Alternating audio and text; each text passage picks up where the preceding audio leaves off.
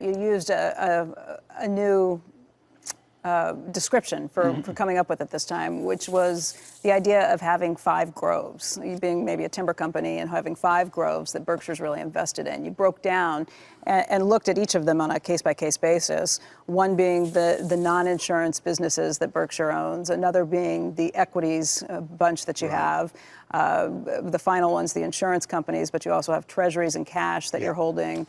And what am I? Oh, and then businesses that you own part of, not all of, would be the 5 groves. That's pretty interesting. How'd you come up with the idea of just the groves? Because it is something that somebody who's not so steeped in business can get their head around pretty easily. Yeah. Well, Berkshire, has dozens and dozens and dozens of companies, and when analysts look at it, they want to go out and figure out, how many boxes of Valentines we sold, at our candy company, and you can get totally lost in terms of looking at the forest by trying to look at every tree, because some of the trees are flourishing, some of them are decaying, and some of them are huge and important, and others are more or less twigs. So I thought I would group the assets in a way that was logical and where you could sort of figure out the valuation that you might attribute to that particular grove. And I think it's a lot better than trying to describe 80 or 90 businesses with close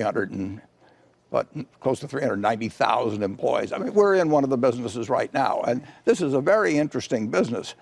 But we've got Jordan's in Boston, we've got Star in Houston, we have R.C. Willey, and to go through every one and tell them about the latest store we opened, and it's much better just to look at them in groups because they make sensible groups.